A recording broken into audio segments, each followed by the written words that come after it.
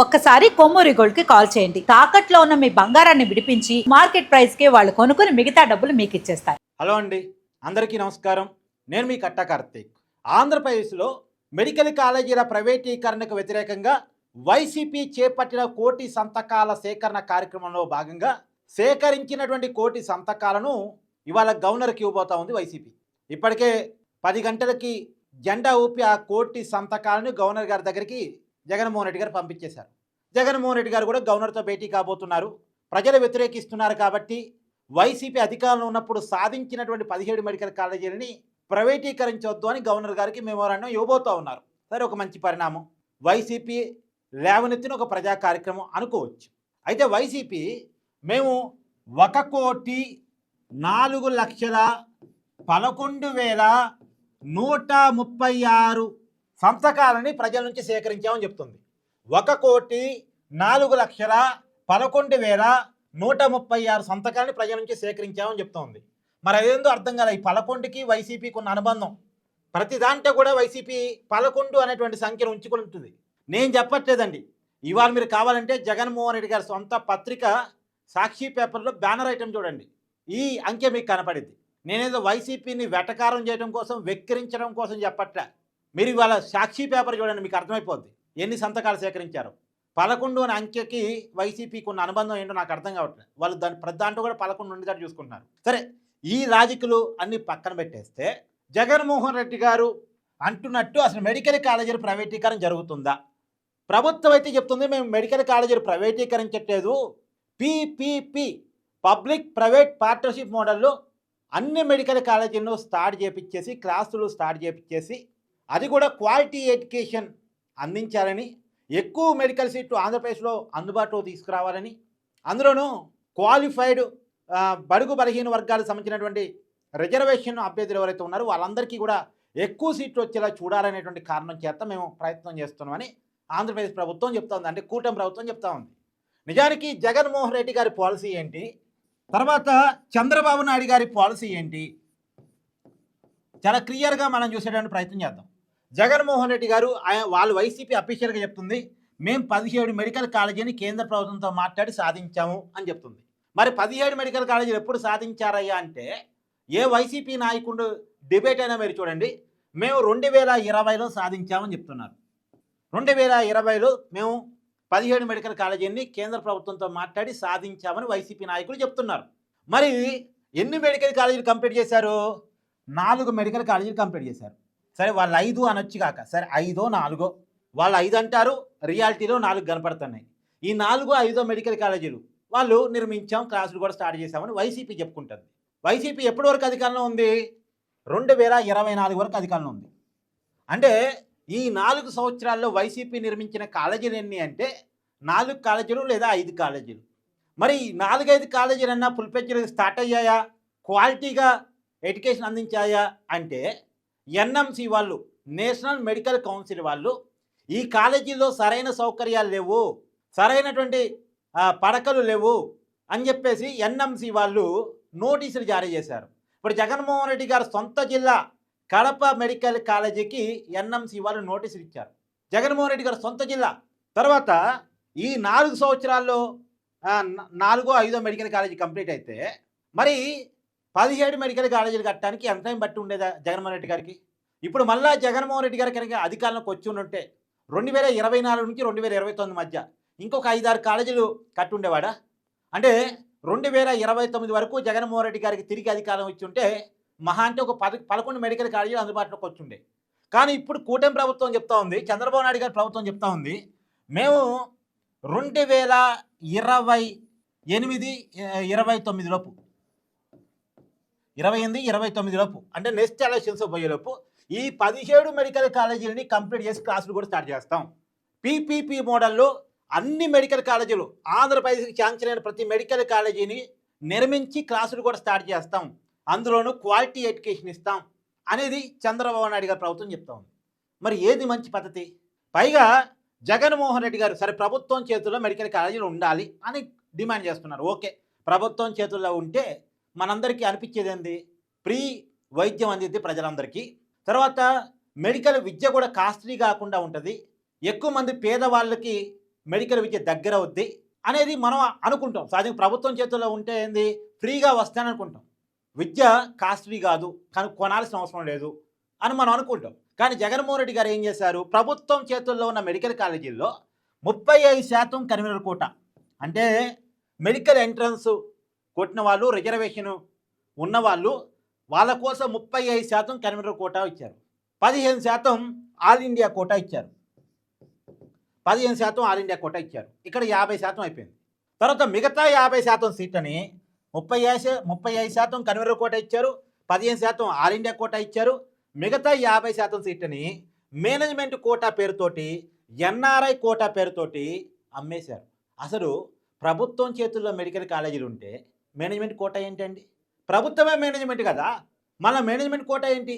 కానీ జగన్మోహన్ రెడ్డి గారు ప్రభుత్వ మెడికల్ కాలేజీలో సీట్లు అమ్ముకోనికి తెరలేపారు. మేనేజ్మెంట్ కోటా కింద 12 లక్షలు, ఎన్ఆర్ఐ కోటా కింద 20 లక్షలు సీట్లు అమ్మారా లేదా?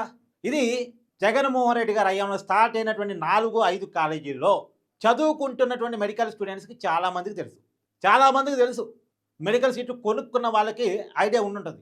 మేనేజ్మెంట్ కోటా కింద 12 లక్షలు, ఎన్ఆర్ఐ కోటా కింద 20 లక్షలు సీట్లు అమ్మారు జగన్మోహన్ రెడ్డి గారు. ఇప్పుడు చంద్రబాబు నాయుడు గారి ప్రభుత్వం ఏం చెప్తుంది, జగన్మోహన్ రెడ్డి గారు 35% సీట్లు మాత్రమే కన్వీనర్ కోటా కింద ఇచ్చాడు, కానీ మేము 50% సీట్లని కన్వీనర్ కోటా కింద ఇస్తాము అని చెప్తుంది. అంటే ఒక 15% మెడికల్ ఎంట్రన్స్లో క్వాలిఫై అయిన వాళ్ళు, రిజర్వేషన్ క్యాండిడేట్స్ ఇంకొక 15% సీట్లను అదనంగా పొందబోతున్నారు చంద్రబాబు నాయుడు గారి మోడల్లో. ఏది మంచిది?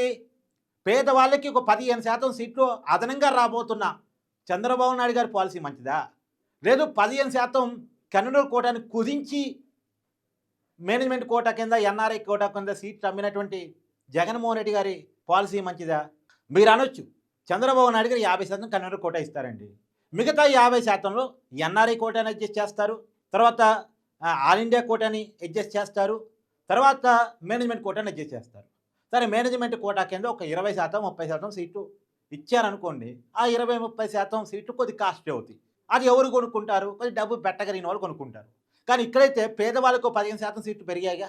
ఇప్పుడు 20 లక్షలు పెట్టేవాడు ఇంకొక 5 లక్షలు పెట్టడానికి ఇబ్బంది ఉండకపోవచ్చు, కానీ ఆ 20 లక్షలు పెట్టలేని వాడికి 15% సీట్లు పెరిగాయిగా. ఇక్కడ నా దగ్గర డబ్బులు లేవు, కానీ జగన్మోహన్ రెడ్డి గారు 20 లక్షలకి 15 లక్షలకి సీట్లు అమ్ముతున్నాడు అనుకున్న వాళ్ళు ఇంకొక 15% సీట్లు అదనంగా రావటం వల్ల చంద్రబాబు నాయుడు గారి మోడల్లో సీట్లు పొందే అవకాశం ఉంది కదా.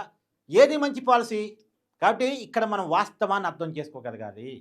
మనం ఇప్పుడు గవర్నమెంట్ చేతుల్లో విద్య ఉంది, వైద్యం ఉంది అనుకుందాం. నిజానికి విద్య, వైద్యం ప్రభుత్వం చేతుల్లోనే ఉండాలి అని డిమాండ్ చేసే వాళ్ళలో మొట్టమొదటిగా నేను వస్తాను. నేను చిన్నప్పటి నుంచి విద్యార్థి ఉద్యమాల నుంచి అదే ఫైట్ చేస్తున్నాను, విద్య, వైద్యం పూర్తిగా ప్రభుత్వం చేతుల్లో ఉండాలి అని. కానీ ప్రభుత్వం వాటిని పట్టించుకుంటుందా? రియాలిటీని మనం ఆలోచించుకుందాం. మన పిల్లవాళ్ళలో ఎంతమందిని మనం గవర్నమెంట్ స్కూల్స్లో చదివిస్తున్నాం? మన ఇంట్లో ఇబ్బంది వస్తే ఎంతమంది గవర్నమెంట్ హాస్పిటల్కి పరిగెడుతున్నాం? నిజానికి మనందరం గవర్నమెంట్ స్కూల్స్లోనే మన పిల్లల్ని చదివిస్తే, మనకి ఏదైనా ఇబ్బంది వస్తే గవర్నమెంట్ హాస్పిటల్కే పోగలిగితే ప్రైవేట్ హాస్పిటల్ ఎలా బతుకుతున్నాయి అసలు? కార్పొరేట్ హాస్పిటల్ ఎలా బతకగలుగుతున్నాయి అసలు? రియాలిటీలో మనం ఆలోచించుకుందాం. ఇప్పటికీ చంద్రబాబు నాయుడు గారి ప్రభుత్వం చెప్తుంది, పూర్తి స్థాయిలో మేము ప్రైవేటీకరించట్లేదు, మేనేజ్మెంట్ ప్రభుత్వం చేతుల్లోనే ఉంటుంది, మెయింటెనెన్స్ మాత్రమే ప్రైవేట్ చేతుల్లో ఉంటుంది. జవాబుదారీ దానికోసం ప్రైవేట్ చేతుల్లో పెడుతున్నాం, జవాబుదారీతనం కోసం. రెండోది, 17 మెడికల్ కాలేజీలను ఇమీడియట్గా కంప్లీట్ చేసి క్లాసులు స్టార్ట్ చేయడం కోసం, ఆ స్టార్ట్ చేసేటువంటి క్లాసులు కూడా క్వాలిటీ ఎడ్యుకేషన్ అందించే దానికోసం మేము పెడుతున్నాం. క్వాలిటీ ఎడ్యుకేషన్ చాలా ఇంపార్టెంట్ అండి. మెడికల్ చదువుకునే వాళ్ళు క్వాలిటీ లేకుండా చదువుకుంటే రేపు వాళ్ళు చాలామంది ప్రాణాలు కాపాడాలి. వాళ్ళ దగ్గర క్వాలిటీ లేకపోతే ఏమవుతుంది? స్టూడెంట్ నెంబర్ 1 సినిమాలో అలీ ఎంబీబీఎస్ చదివినట్టే ఉంటుంది. స్టూడెంట్ నెంబర్ 1 సినిమాలో మీకు ఐడియా ఉందా? అలీ ఎంబీబీఎస్ చదువుతాడు, అలానే ఉంటుంది.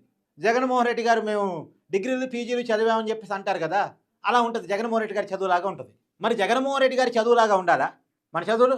వానాకాలం చదువులాగా. కాబట్టి క్వాలిటీ ఎడ్యుకేషన్ అవసరం కదా. ఆ క్వాలిటీ ఎడ్యుకేషన్ని మనం చూడాల్సినటువంటి అవసరం అయితే కనపడతా ఉంది చాలా క్లియర్గా. ఏది ఏమైనా సో మీ అభిప్రాయం నాకు క్లియర్గా చెప్పేటువంటి ప్రయత్నం చేయండి. మనకి జగన్మోహన్ రెడ్డి గారి విధానం కావాలా, చంద్రబాబు నాయుడు గారి విధానం కావాలా? నిజానికి 1,04,11,306 సంతకాలు పెట్టించామని చెప్తున్నారు. నిజానికి ఆంధ్రప్రదేశ్ ఉన్న జనాభా 4,84,00,000. 4,84,00,000లో 84 లక్షల మందిని తీసేయండి. ఎందుకంటే వాళ్ళలో స్కూల్ స్టూడెంట్స్ ఉంటారు, వాళ్ళలో వృద్ధులు వాళ్ళంతా ఉంటారు, వాళ్ళందరినీ తీసివేయాలి. ఎందుకంటే వాళ్ళంతా సంతకాలు పెట్టరు కాబట్టి. వాళ్ళకి దీంతో సంబంధం లేదు కాబట్టి బయట రాష్ట్రాలకి పోయినటువంటి వాళ్ళు, బయట దేశాలు సెట్ అయినటువంటి వాళ్ళని కూడా తీసేస్తే ఒక 4 కోట్ల మంది జనాభాలో 1,04,00,000 సంతకాలు తీసుకున్నారంటే ప్రతి నలుగురిలో ఒకరి సంతకం తీసుకుని ఉండాలి. కానీ నిజంగా అది రియాలిటీలో జరిగిందా? ప్రతి నలుగురిలో ఒకరి సంతకం అంటే ప్రతి ఇంటికి వైసీపీ పార్టీ సంతకాల సేకరణ కోసం వచ్చి ఉండాలి. కానీ వచ్చిందా? రియాలిటీలో జరిగిందా? ఎక్కడా జరగల. మీ వాడల్లో, మీ వీధుల్లో, మీ ఇళ్ల ముందు వైసీపీ కార్యకర్తలు వచ్చి మీ సైన్లు అడిగారా?